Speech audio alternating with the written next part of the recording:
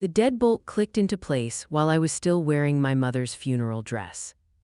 I stood on the porch where I'd learned to ride a bike, holding a house key that had just become a lie, and watched my brother smile at me through the glass like I was a problem he'd finally solved. "Dad's rules," Gavin said, his voice muffled but clear. "Sons inherit, daughters disappear. My name is Avery Hall and I'm a hospice nurse in Asheville, North Carolina. I've held the hands of dying strangers and helped families say impossible goodbyes, but nothing in my training prepared me for the particular cruelty of being erased by your own blood." The rain hadn't started yet, but I could smell it coming, that electric, waiting smell that makes everything feel like a held breath. Behind the beveled glass of the front door, Gavin looked so calm he could have been reviewing a grocery list instead of making his sister homeless. He pointed to 4 plastic storage bins and 2 cardboard boxes stacked against the porch railing, already darkening with moisture. "Your stuff," he said. "You've got until morning to clear out." A woman's laugh floated from somewhere inside the house, high and performative. Brooke, his wife, already celebrating in my mother's kitchen. My hands were shaking, but I kept them still. 10 years of nursing teaches you to keep your face blank when someone else is falling apart, even when that someone is you. I didn't beg, I didn't scream. My voice came out steady, almost curious. "Why are you doing this?" Gavin's mouth pulled into something that resembled a smile but felt like a weapon. "Because Dad decided this a long time ago," he said, like he was explaining weather patterns, "and because I already had it verified legally. Don't waste your time talking about probate or fairness." He stepped back from the door. "It's done, Avery." The deadbolt's click was soft, a whisper of finality. My phone buzzed in my coat pocket. "Unknown number," the text said. "Don't go back inside, don't sign anything, you're not crazy." I stared at the message until the screen dimmed. The bins were heavy, awkward, and unbalanced the way boxes always are when someone else packs your life without care. I loaded them into my Honda with hands that wouldn't stop trembling no matter how many deep breaths I took. My chest felt tight, like my lungs had forgotten their job. In the bottom of the second bin, wedged between old scrubs and a framed nursing school diploma, I found a warped paperback, The Secret Garden. My mother used to check it out from the library so often they joked about just giving it to her. A strip of yellowed masking tape sealed the back cover. In Mom's handwriting, faded but deliberate, "For the daughter THUI forgot." My throat closed. I peeled the tape carefully, the way you handle something fragile, and a cream-colored envelope fell into my lap, heavier than it should have been, like it contained more than paper. I wanted to rip it open right there in the driveway, but the living room lights flicked on inside the house, and I saw Brooke's silhouette pass by the window, pausing to adjust something on the wall. Through the window, I watched Gavin and Brooke replacing the family photos on the mantel. My senior portrait, the one Mom insisted on framing, was already gone. I drove. Not home, I didn't have one anymore. I drove to the only person I trusted to be steady when the ground disappeared, Diane Parker, the head nurse on my unit at Mission Hospital. She lived in a modest apartment complex off Merriman Avenue, the kind of place where neighbors nod but don't pry. Her door opened before I could knock. "I saw your car," Diane said quietly. She didn't ask questions. She took my keys, took my coat still damp from the almost rain, and sat me down on her couch that smelled like lavender fabric softener and safety. "Now," she said, handing me a mug of chamomile tea I didn't remember her making, "we breathe, and then we open it." My fingers felt clumsy and thick as I worked the envelope open. Inside, 3 pages in my mother's careful cursive, shakier than I remembered but unmistakably hers. The letter began, "My darling Avery, if you're reading this, he did it sooner than I hoped. I'm so sorry I couldn't stop him, but I could prepare you." I read through tears that made the ink blur. Mom wrote that she loved me more than lavender and sunlight combined, that I was never the burden my father made me feel like. That watching me earn everything while Gavin assumed everything had broken her heart in slow motion. Then the practical part, written in a different pen, maybe on a different day, Go to the harbor and read law office downtown. Ask for Marion Reed. She has everything you need. Do not argue with Gavin. Do not sign anything he offers. Do not try to prove your worth to people who are committed to misunderstanding you. You are enough. You have always been enough. The words felt like my mother's hand on my shoulder, the way she used to steady me before my nursing exams, before my father's worst moods, before everything was hard. Diane read the letter twice, her reading glasses sliding down her nose, her jaw getting tighter with each sentence. When she looked up, she had that nurse manager expression that could stop a code team from panicking. "We're going tomorrow morning," she said. It wasn't a question. At the bottom of the last page, a second name appeared. June Harper has known from the beginning. Trust her. June Harper, my grandmother.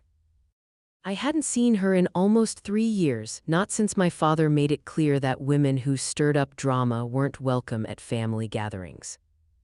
Grandma June had chosen truth over access, which meant she stayed away from Dad's traditional values speeches whenever she could. The fact that my mother had pulled her into this plan made my chest ache with something between hope and terror. That night, I slept in Diane's guest room in 3-hour fragments. I kept dreaming about keys that melted in my hands like ice, leaving only rust-colored water and the echo of locks clicking shut. When my alarm went off at 6, I'd been awake for an hour, staring at the ceiling and trying to remember the last time I'd felt safe in my own life. Diane drove us downtown through early morning fog that made Asheville look like a watercolor painting. Harbor and Reed occupied the second floor above a bakery, and the smell of fresh bread drifted up the stairs like life insisting on being normal even when nothing was. The receptionist looked up when we entered and smiled like she'd been waiting. "Ms. Hall," she said warmly without asking my name. "Marion is ready for you." Marion Reed's office felt like the opposite of my father's study, quiet instead of imposing, lined with law books that looked red instead of decorative. Certificates that seemed earned through decades instead of purchased for credibility. Marion herself had silver hair pulled back in a neat twist and dark eyes that somehow made you feel less alone in a room full of legal language and impossible situations. She stood and shook my hand with a grip that was firm without trying to prove anything. "Your mother spoke about you constantly," she said. "Elaine was so proud of you." I swallowed the grief that lived in my throat now. "She said you had papers." Marion didn't open the manila folder she'd placed precisely in the center of her desk. "I do," she said carefully, "but first, has Gavin asked you to sign anything yet?" "Not yet," I managed. Marion's expression shifted almost imperceptibly, concern mixed with certainty. "He will, soon. Probably before the official reading because," she paused, choosing words. "Because he's afraid. Your brother is going to offer you money, maybe 15 or 20,000 in exchange for a simple waiver of claims. He'll make it sound generous, reasonable. He'll say it will help you start over. Don't sign it." Afraid didn't match the confident man who'd changed the locks on my childhood. But Marion had the kind of calm that didn't guess. She knew things. "Your mother planned outside your father's estate," Marion continued, her voice steady as a heartbeat. "She created separate arrangements that Gavin can't touch, can't contest, can't manipulate, but we have to do this properly." She leaned forward slightly. "The will reading is scheduled for Thursday at 2 p.m. Until then, you don't react to Gavin, you don't post on social media, you don't argue. And you absolutely do not go back to that house alone." Diane made a quiet mmm sound beside me that meant both agreement and a promise of consequences if I tried. Marion slid a second business card across the desk to Diane. "I expect you'll be part of this, Ms. Parker. Elaine mentioned you specifically." My mother had planned for Diane. Had known I'd need her. The realization made me feel simultaneously cared for and heartbroken that Mom had to choreograph my survival from beyond the grave. That evening, my phone rang. Gavin's name lit up the screen and I stared at it for 3 rings before Diane nodded permission. I answered the speaker. "Avery," his voice was smooth, almost friendly, the tone he used with clients. I've been thinking about this situation. It's not good for anyone, us being at odds like this. I stared at Diane's ceiling and let him talk. He said he'd been too harsh. He said grief made people reactive. Then he offered $15,000 in exchange for a simple waiver that would let him handle the estate complexities without my involvement. He said it was generous. He said it would help me start fresh somewhere new. He said, "Don't embarrass yourself at the reading, Avery. Take the smart option." The old version of me, the one who spent her childhood trying to earn love through usefulness, would have fought back, would have tried to make him see his own cruelty. The newer version, the one forged in hospice rooms where death teaches you what actually matters, just asked quietly, "Why are you rushing?" Silence. Then, "I'm not rushing. I'm being fair." He hung up. 2 minutes later, the unknown number texted again. He's rushing because the bank is watching him. His lifestyle is held together with debt and confidence. I showed Diane. She read it twice, then looked at me with the expression she used when a patient's family was lying about medication compliance. "Who is this?" "I don't know," I admitted. But they're right. The next day at work felt surreal, taking vitals, adjusting morphine drips, holding the hand of a dying woman who kept asking for her daughter while my own mother's absence screamed in every quiet moment. During my lunch break, a woman approached me in the hospital parking lot. She wore a faded cardigan despite the mild weather and carried a canvas tote bag overflowing with library books. "Avery Hall?" she asked carefully, like she was worried I might run. I nodded, keys already in my hand, body tense. "I'm Tessa Klein," she said quickly.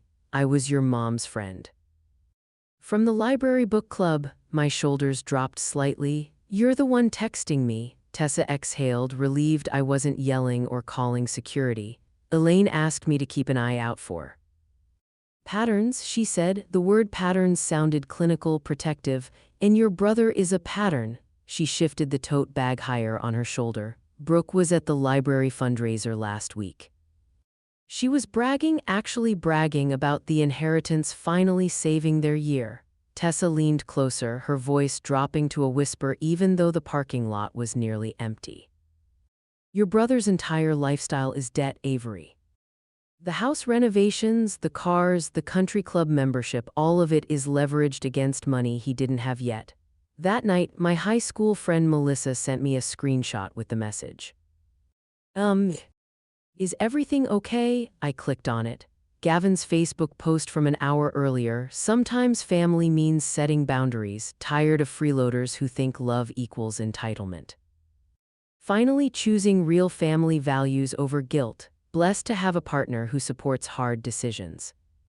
Folded hands, Brooke had commented. "So proud of you, baby." The comments were full of people who didn't know the full story, offering prayers and support.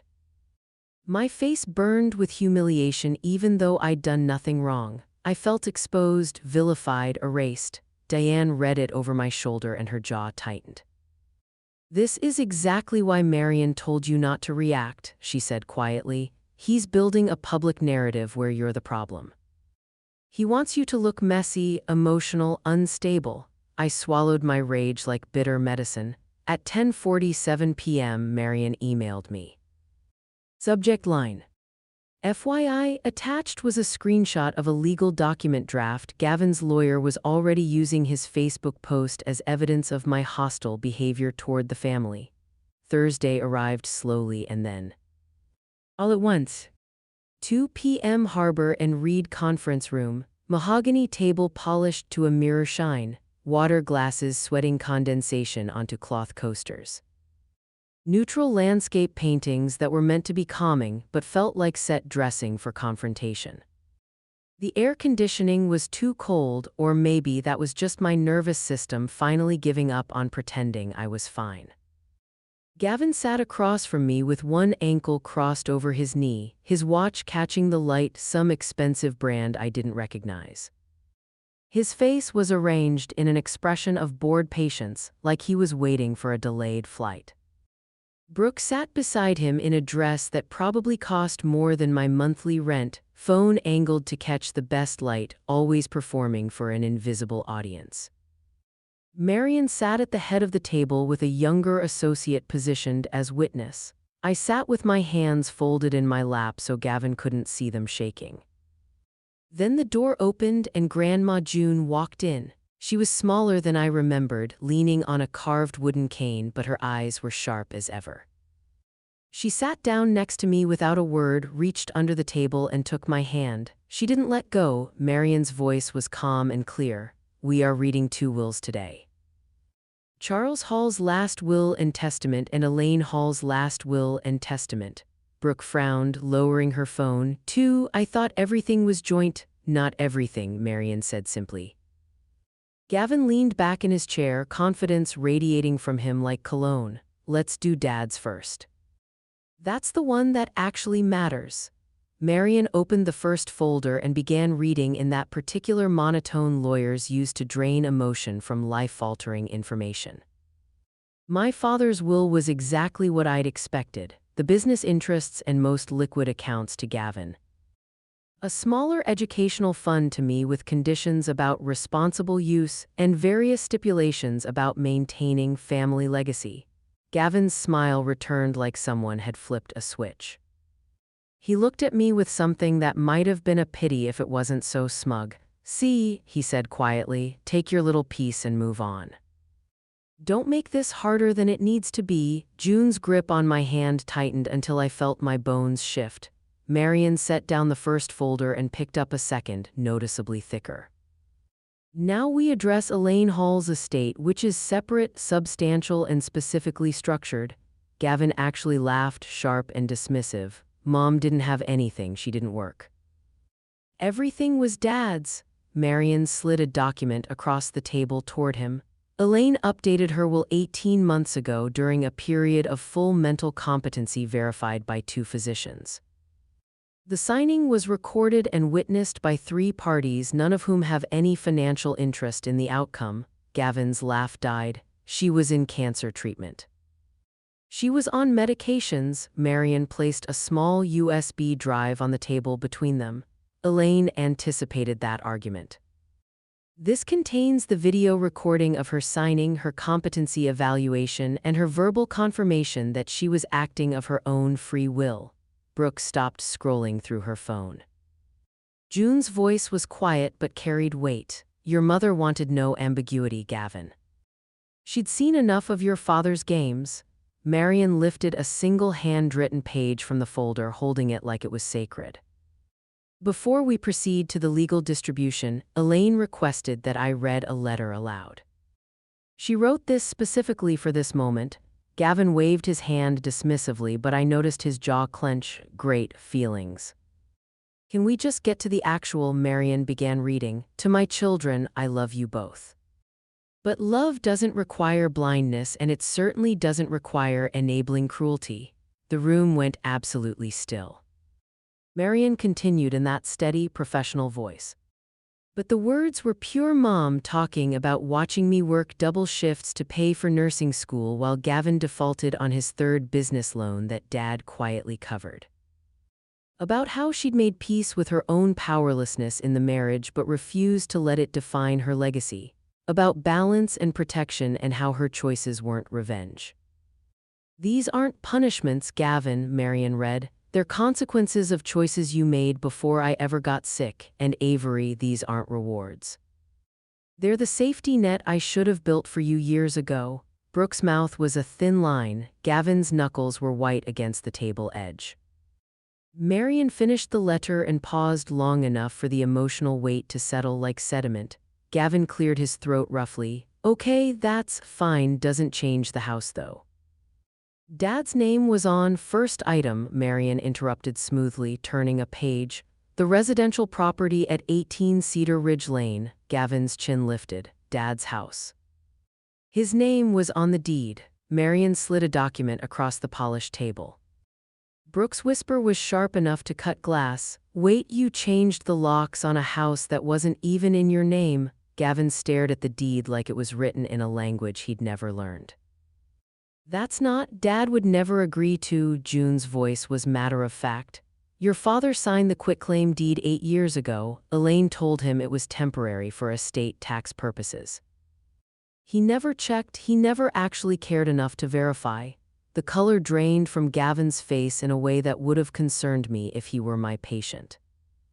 Marion continued, gentle but absolutely firm. Elaine Hall left the property at 18 Cedar Ridge Lane along with all furnishings and personal effects contained therein to Avery Marie Hall. Full ownership, no conditions. My lungs forgot how to work. The house wasn't just property, it was the kitchen where Mom taught me to make her grandmother's biscuits, the porch where we drank sweet tea and talked about everything and nothing. The bedroom where I held her hand through the worst of the chemo nausea. It was every good memory I had that didn't include my father or brother. Brooke's voice cracked, anger bleeding through her careful influencer persona. That's not fair. You can't just. June turned to her slowly, deliberately. Fair isn't what your husband offered my granddaughter when he made her homeless at her mother's funeral. Marion turned another page. The house is only the first item in Elaine's estate. Gavin's eyes went wide, genuinely shocked now, the confidence evaporating. What else could there possibly? 8 years ago, Marion read from her notes, Elaine Hall established a restricted trust called the Cedar Fund, growth managed by Vanguard. Conservative allocation, the sole beneficiary is Avery Marie Hall. A trust, Gavin's voice rose, with what money? Mom didn't have. June lifted her chin and I saw where my mother got her quiet strength. Mine. I gave my daughter gifts over many years, she used them wisely. She protected her child. Marion read the current value aloud, just under $1 million. Brooke made a sound like all the air had been knocked from her lungs.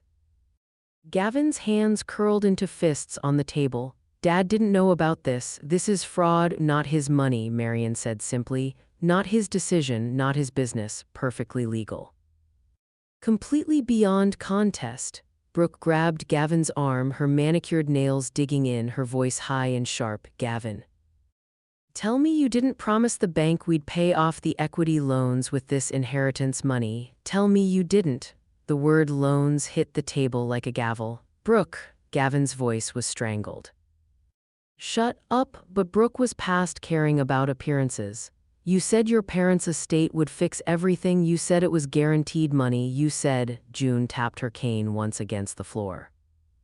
The sound cut through Brooke's panic like a knife through butter. Silence fell. Marion continued as though family implosions were simply part of her Tuesday afternoon. Elaine also maintained a payable on death account in her name only, separate from all marital assets. Beneficiary Avery Hall. Gavin swallowed visibly. How much? Marion read the number. Brooke's hands went to her mouth like she was physically trying to hold her life together. Additionally, Marion said, sliding another document forward, Elaine held a life insurance policy purchased 12 years ago, naming Avery as sole beneficiary. As life insurance proceeds, this bypasses probate entirely and cannot be contested as part of estate distribution. When Marion read the final sum, when she totaled everything my mother had quietly, carefully, protectively built for me, the silence in the room changed texture. It wasn't a shock anymore, it was the sound of Gavin's entire reality reconstructing itself in real time. He stared at the table like the wood grain might offer an alternate universe. Brooke's breathing had gone shallow and rapid. Gavin finally lifted his head and looked at me, really looked at me, maybe for the first time in years. You knew, he said, his voice hoarse and accusing. You sat here acting innocent and you knew. I kept my voice even, channeling every ounce of nursing professionalism I'd ever learned. I knew Mom loved me, that's all I knew. He flinched like I'd slapped him. Marion slid one final page across the table toward Gavin. Mr. Hall, your mother did leave you personal effects, photograph albums, and a letter addressed solely to you. However, she paused and her voice took on a different tone. Warning. There is a specific clause. She read it aloud. Should Gavin Hall contest any portion of this will in bad faith or attempt to manipulate, coerce, or financially harm Avery Hall, his personal inheritance, including all letters and photographs, will be donated in full to the Asheville Women's Shelter and Legal Defense Fund. Gavin shoved his chair back violently. The legs scraped against the floor like a scream. "This is manipulation, this is—" "No," June said quietly, and something in her voice made even Gavin stop. "Manipulation is telling your sister to sign away her rights for $15,000 after you made her homeless. Manipulation is changing the locks while she buried both parents. This," she gestured at the papers, "there are consequences." Brooke's voice was bitter. "Consequences, she has money now. She was never actually homeless." I looked at her, really looked at her, and kept my voice soft. "I didn't have this money when you were toasting champagne in my mother's kitchen, Brooke. I had 4 bins and a car." Brooke's eyes flashed, but she looked away. Gavin's phone buzzed on the table. He glanced at the screen and went absolutely white. "What?" Brooke leaned over. "What is it?" Gavin's voice cracked. "The bank, they've frozen our home equity line, pending estate clarification." The financial collapse was starting before the meeting even ended. Because the bank had been expecting an inheritance that was never coming, Marion concluded the reading and explained next steps in that same calm voice. Gavin barely heard her. He stood abruptly, nearly knocking his chair over, then turned to me with a face I'd never seen on him, naked, desperate fear. "Avery," he said, and his voice broke, "please. We're family." The word family sounded like a tool he'd used too many times, now broken in his hands. I stood too, calm, grounded, finally on solid footing. "You changed the locks while I was still burying our parents," I said quietly. "Don't use that word like it erases actions." Brooke grabbed Gavin's arm and hissed, "We need to go." Now, June stood beside me, steady as stone, her hand finding mine again. In the hallway outside, after they'd left, June reached into her purse and pulled out a small velvet box. "Your mother wanted me to give you this," she said. "For the moment you stopped begging for scraps." Inside was Mom's ring, a simple silver band with a deep blue stone I'd seen on her hand my entire childhood. It fit my finger perfectly, like it had been waiting my whole life. "Elaine didn't want you to win," June whispered, her eyes bright with unshed tears. "She wanted you to be free." I hugged her, feeling the fragile strength of a woman who'd survived her own era of family rules and lived to protect her granddaughter from the same. Outside, Diane waited by her car. "How'd it go?" I exhaled, a real breath, maybe the first in days. "I wasn't crazy," I said, and laughed once, shaky and real. "That's how it went." Diane nodded like she'd known all along. My phone rang. "Marion, Avery, Gavin just filed an emergency petition to delay your possession of the house.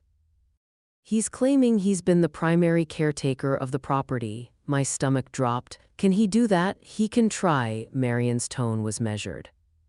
"He's claiming he maintained the property, managed repairs that you haven't been involved in for 2 years. I almost laughed. "He visited maybe 4 times in 2 years. I was there every day Mom was sick." "I know," Marion said, "and your mother knew he'd try this. She kept a journal." We returned to the office. Marion placed a spiral-bound notebook on the table, lavender cover, my mother's careful handwriting filling every page. Dates, symptoms, medications, doctor appointments. And notes: Avery drove me to chemo. Avery stayed the night when the nausea was bad. Avery bathed my hair when I couldn't lift my arms. And then, in different ink, a pattern. Gavin canceled work emergency. Gavin canceled Brooke's event. Gavin canceled too busy. Marion's voice was soft. Elaine documented everything because she knew Gavin would lie. She knew exactly who her son had become. We moved fast. Marion filed for immediate possession and an emergency order preventing asset removal from the property.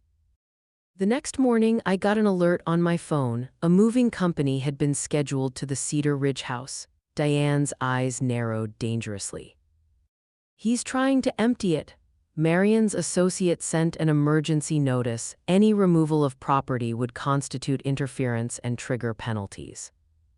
3 hours later, we arrived with legal paperwork and a licensed locksmith. Gavin stood on the porch, my porch, with his arms crossed. Brooke hovered behind him like a storm about to break. "You can't be here," Gavin said, but his voice lacked conviction. Marion's associate held up the court order. "Actually, she can." And you can't. The locksmith changed the locks while Gavin watched, this time with the law on my side, with my name on the deed, with my mother's love made solid and real. Walking into the house felt like entering a crime scene. The air smelled wrong, like Brooke's perfume and lemon cleaning products trying to erase grief with chemicals. Family photos had been rearranged. Mom's picture was centered on the mantel, but mine was gone entirely. In the kitchen, Mom's recipe box was missing.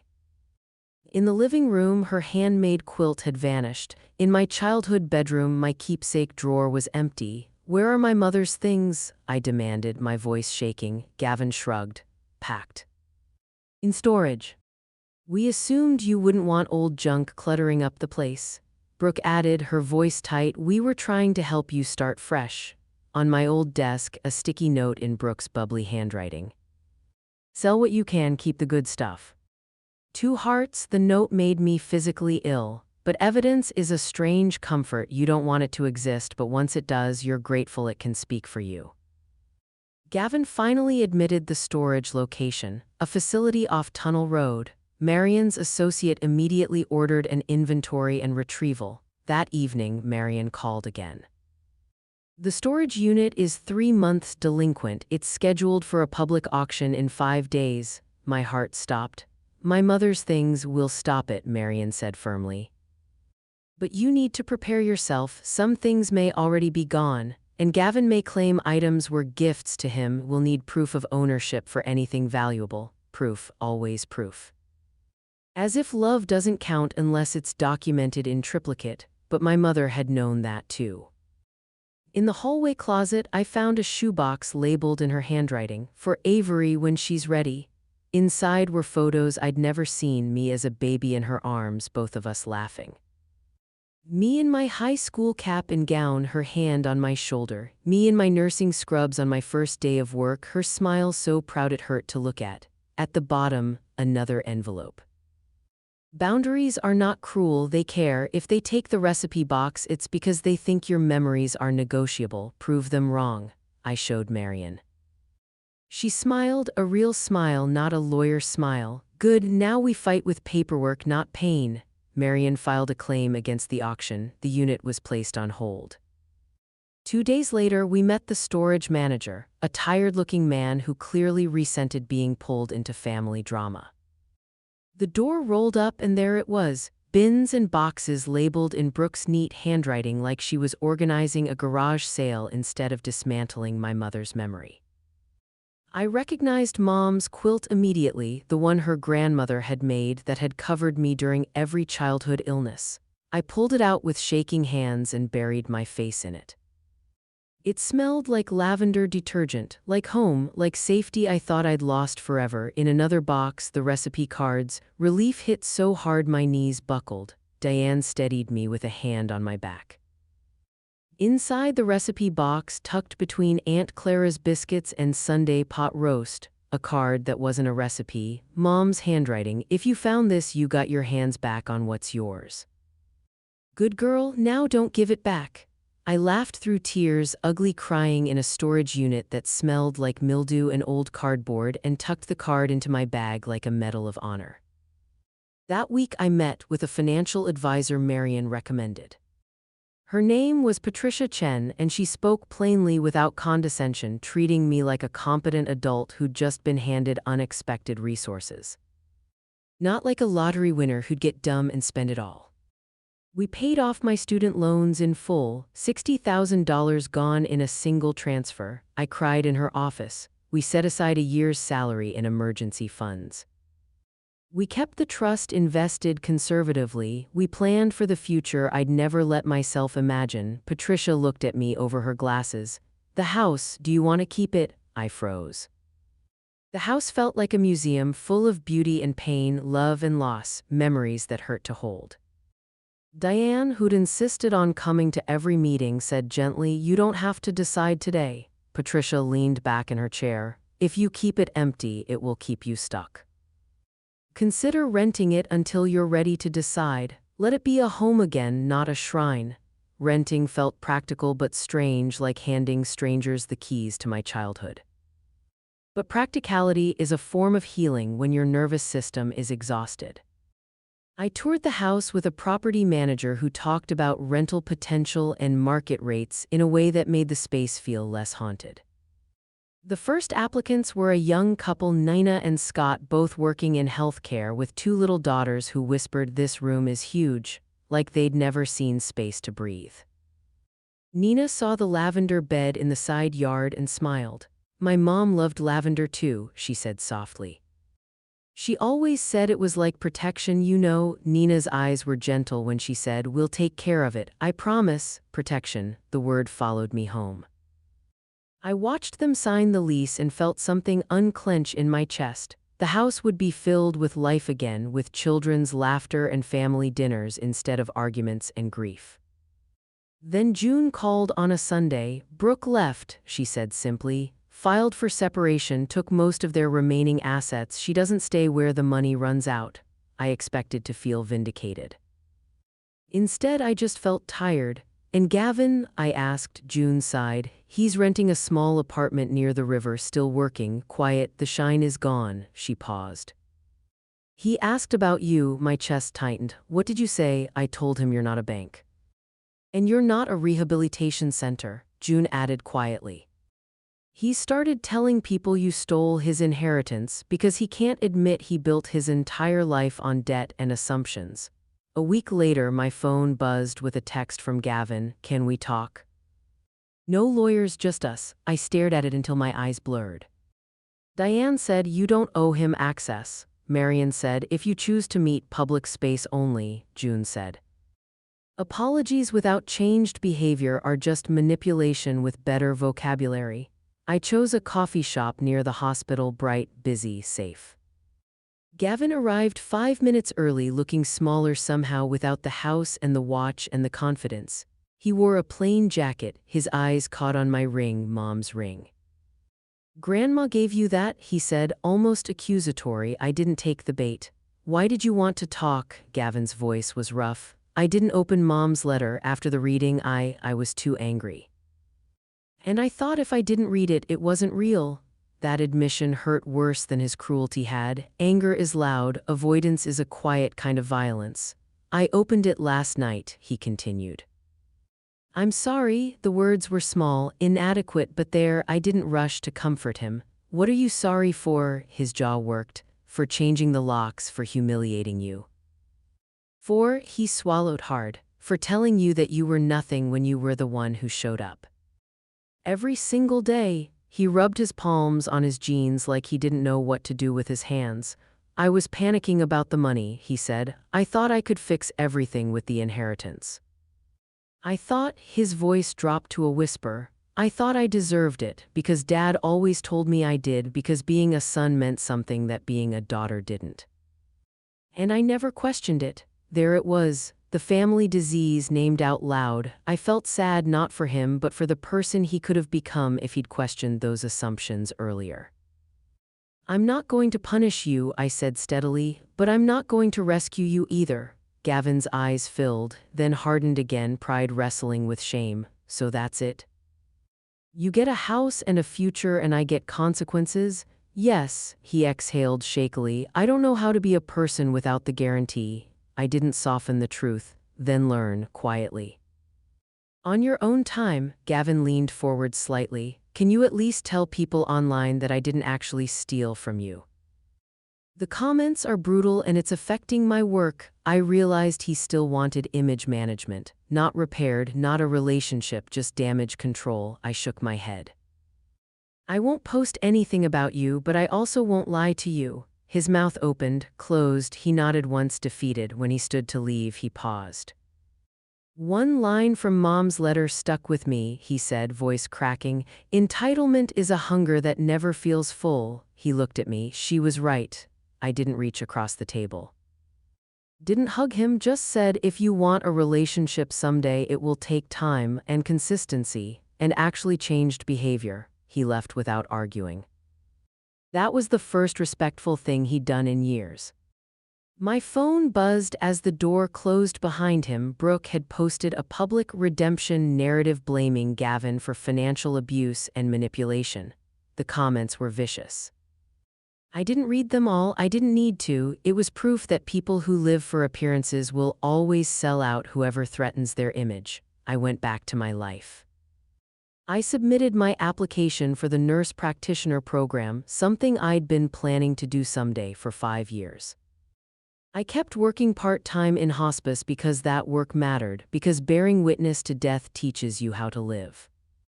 Diane and I signed a lease together for a 2-bedroom apartment near the hospital, modest but ours, with a tiny balcony and morning sunlight that made everything feel possible. On move-in day, Diane brought home a lavender plant in a terracotta pot and set it on the balcony railing like a flag. "New chapter," she said. I laughed. "Our streaming subscriptions are still split equally, right?" We both knew it was deeper than jokes. A week later, Nina texted me a photo, the lavender bed at the house blooming purple and healthy, with her youngest daughter holding a watering can. The caption: she asked if she could name the plant Elaine. I didn't tell her your mom's name. My throat closed so suddenly I had to sit down. Life has a way of circling back, not to repeat pain, but to prove you can carry it differently now. I visited the house to drop off a spare key and saw the transformation. Grass trimmed, toys scattered in the corner, chalk drawings on the driveway spelling out home in wobbly letters. Nina's older daughter waved. "Hi, Ms. Avery." I walked to the lavender bed and knelt in the dirt. The shoots were real, green and stubborn and alive. I whispered "thank you" to my mother, to Nina, to the universe that sometimes, occasionally, gets the details right. In the mailbox, a forwarded envelope, thick, cream-colored, my name in Gavin's handwriting. Inside, my mother's unopened letter to him with a sticky note: "I think you should read this too." I carried it to my car like it might shatter. At home, Diane made tea without asking. I opened it carefully. Mom's handwriting was firm, not shaky, written before the worst of the illness. She told Gavin she was proud of the boy he used to be, heartbroken by the man he chose to become. She told him change was possible if he stopped blaming women for not saving him from himself. The last line hit hardest. "I left Avery security because you were willing to trade her safety for your comfort. That's not love, Gavin, that's convenient." I didn't feel triumph. I felt clarity. My phone buzzed. "Gavin, I read it. I hate it. I needed it." A week later, June invited me to dinner, just us. She cooked simple food and asked me about school, about patience, about the tiny balcony lavender. At the end of the night, she handed me a small photo album. "Elaine made this during chemo," she said quietly, "when she couldn't sleep." Inside were photos of me at every age, every milestone, every ordinary moment, every proof I existed beyond being useful. On the first page, in Mom's handwriting: "For my bravest girl, the one who stayed when leaving would have been easier." I held the album to my chest and cried the way you cry when you finally feel safe enough to stop performing strength.